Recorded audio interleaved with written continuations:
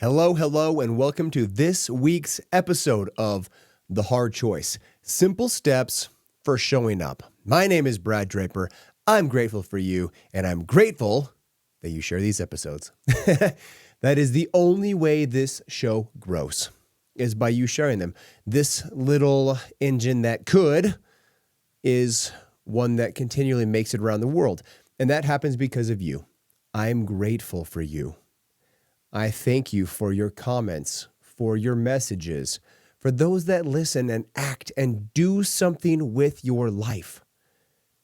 If this podcast gives you anything, any kind of nugget, any kind of resource, anything at all, I would love for you to reach out, to leave me a review on Spotify or iTunes, wherever you listen to it. And without further ado, I would love to get on this topic. So, for those that know me, know I like shoes. And I don't like any type of shoes. I like really loud, brash, in-your-face dress boots. That is my primary shoe of choice. I have been doing this for 3 years, approximately, give or take, I think 3 years. And that has been the only shoe I wear. In fact, I have one pair of shoes, I'm happening to wear them right now, that are still very loud, very brash, very in your face. They're actually gold Paisleys. Is this Paisley? It's Paisley floral, probably more floral than Paisley, but it is embroidered silk, gold on black. And they're sneakers. They're high top sneakers, akin to like a high top Jordan, similar style, so a retro style high top. This is the only sneaker that I really wear. I have one pair of low top Jordans that I bought because they were purple, and that's it. And I never really wear them because I don't really like them. They're not very comfortable. They're not really my style. They're not on brand for me. So I wear them, which is funny to say, I wear them to places where I don't want my shoes to get ruined or dirty or messed up. That's where I wear my Jordans. Which is so funny because most people would never do that with their Jordans. But in my closet, my Jordans are my least valuable shoe by a substantial margin. I digress. These shoes that I wear, they catch a lot of attention. People recognize them. That is one of the reasons I wear them. The primary reason I wear them is because I just flat out like them. It's just me. I enjoy them. I've liked them since the moment I saw an ad for them 5 years ago. And I finally allowed myself to purchase my first pair about 3 years ago. And I've never looked back. Michaela makes fun of me because I have more shoes than she does. And it's exclusively in this style, brash, in-your-face dress boots. And they're fun and they're exciting. And everybody that sees them tends to make a comment about the shoe and how cool they are and how fun they are and how cool it is that I wear them and that they can never pull them off. But this shoe, I just decided one day that I really liked it. And so I started wearing them. And then I went to probably my first event. It was a networking event out of state. And somebody saw me that had seen me at other things, not necessarily events, because that was probably my first, but other places, so that they knew I wore shoes that were kind of loud. And they ran up to me and said, "What shoes are you wearing today?" And they looked down. I happened to be wearing a different pair of shoes than the ones they previously saw. And they were very excited about seeing what shoe I was wearing, how awesome it was, how fun it was, and then took off. And I sat there and pondered about that experience for quite some time. This person remembered me because of my shoes and then approached me to find out what pair of shoes I was wearing that day, because this person also was very much so into sneakers and shoes. And then I started wearing them. I mean, at that point in time, I was already wearing them all the time, but I started becoming fairly intentional about what shoes I wore and where. And then I started noticing how many people I would meet, or re-meet, I should say, and they would say, "Oh, you're the shoe guy. I remember you because of your shoes." Disregard that I'm bald and bearded. and not the smallest guy in the room. They remember me because of my shoes. And I started recognizing that it was a placeholder in their minds. I was remembered because of my shoes. And then everything else was kind of tacked on to that. But it was the shoes that caught their attention. Now I'm going to go back to the comment that I made earlier of a very common statement I hear from people is those shoes are amazing. I love them. I wish I could pull them off. I want to touch base on that topic today, on wearing the shoes. The first time I heard this, I was at an event. It was a collector card store called Cards and Coffee. And it's a coffee shop in Salt Lake. There's many of them. And a very prominent person in the community and in that group of people, his wife walked up to me and she looked down and she says, "Man, I love your shoes." It happens to be these same shoes that I'm wearing now, but the high top boot version versus the high top sneaker version. And she says, my kids picked that same pair of shoes out for my husband, this very prominent person. My kids picked those shoes out for him for Father's Day. They loved them. They thought they were so pretty and so just elegant and flat out gorgeous. So they picked them out for him for Father's Day. He's never worn them. They've been in his closet for multiple years, having never been touched. And she reflected on how upset her kids were that they were so excited to get him these shoes. And they handpicked them out for him. They wrapped them. They surprised him on Father's Day with them, and he has never worn them. And I asked her, I said, "Why has he never worn them?" And she said, "Because he doesn't feel that he can. Because they're very loud. They're very elegant, very artistic, and not his style. And he feels he could not pull them off." Now, this person is very much so into his sneakers, and he wears very boisterous, very loud sneakers. He's just never worn dress boots before.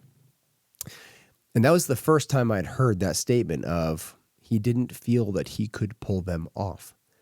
And I have heard that countless times since. And my immediate response is, of course you can wear them.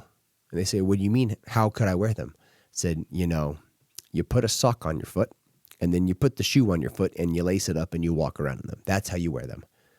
And they laugh at me nonchalantly and say, "No, but really, I couldn't wear them." I said, "No, you really could. All you got to do is you go to their website, you buy them. When they get to your house, you put them on, and you walk around in them. That's it. There's nothing else to it. It's not rocket science." And I'm being a little bit facetious, a little tongue-in-cheek when I tell them this, but it really is that simple. It is just a decision to wear the shoes. I'm going to repeat that again. It is just a decision to wear the shoes or be who you think you should and decide you want to be. It's a choice. It's a decision. It's that simple. It's that basic. In your life right now, if money was of no barrier, what would you be wearing? And then ask yourself, why aren't you wearing it? And if you can't afford it yet, what can you wear in alignment with it, right? I love dress boots, have my entire adult life. These shoes that I currently wear, they're not the cheapest shoe on the shelf. And for a long time, I could not justify buying them because I did not understand their true value. I will tell you now, I have made more money wearing those shoes than those shoes cost. In combined, I have 14 pair. So I have a few. And I've made more money than those 14 cost because of the shoes. It's kind of like exotic cars. You make more money because of the rooms you are invited in because of the car you have. Same with shoes, same with watches, same with all accessories, cars, homes. It's all the same. They are an asset. That's why they're called the luxury asset class. Before I could afford these shoes or could justify paying for them, I would go to the local consignment shop, Ross, TJ Maxx, and I would buy dress boots for $10, $15, $20. And I would wear through them so fast because they were so cheap, but I loved them. And they were a gateway to get to where I am now, wearing the shoes that I originally wanted. Where in your life can you do this? On my wrist is a Frankenstein replica Rolex. Why?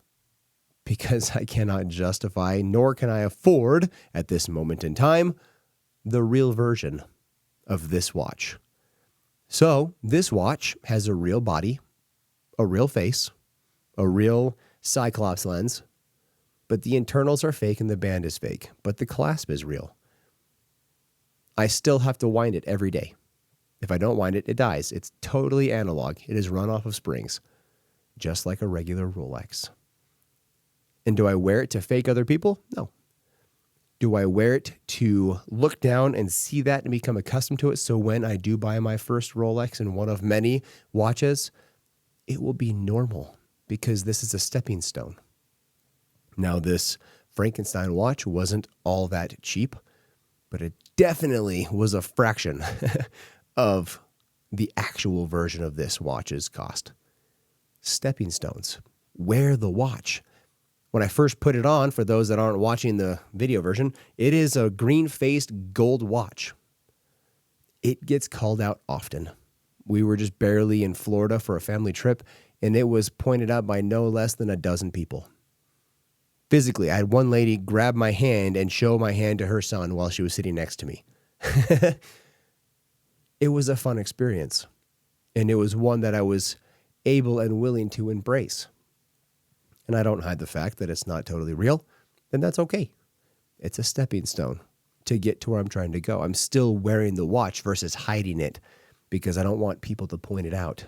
People point out my watch all the time. People pull out my thumbnail all the time. People point out my necklaces and my bracelets all the time. My shoes get pointed out constantly. Every event I go to, my shoes are pointed out. They're all placeholders in their minds of me. I'm known as the purple guy. I'm known as the shoe guy. And I love that. I love that I have something that stands out so much that people remember me because of it. That's me. I enjoy it. I love it. What are you holding yourself back for? And because you don't think you're ready. You don't think you're worthy. You don't think you could wear the shoes. Whatever it is. Whatever car it is. Whatever house it is. Accessories, belts, pants, clothes. I don't care what it is, and I don't care the nominal cost. You need to start being who you are truly meant to be, even if it does not fit in within the crowd. More importantly, if it doesn't fit in with the crowd, that means it'll stand out by very nature, right? You'll be a blue balloon in a sea of yellow balloons. You will stand out like a sore thumb, and you will become a placeholder in people's mind. It is not about how many people you know. It is about how many people know you. That's what matters most. How many people know you? Because that number shows your true network. And your true network shows your true net worth. You can be of value to people when they know who you are. If nobody knows who you are, you can add very little value to people. But it magnifies when more people know you. So, I leave this message with you to wear the shoes. Whatever that means in your life. Wear the shoes. Stand up. Be proud of who you are, what you stand for. What life experiences have molded into the you that you are. And that starts by actually doing what you want to do, not what you think society expects you to do. And with that, share this with your friends, your family, your loved ones. Like this thing, subscribe to it, download it for future listenings. Until next week, I love you guys. Bye.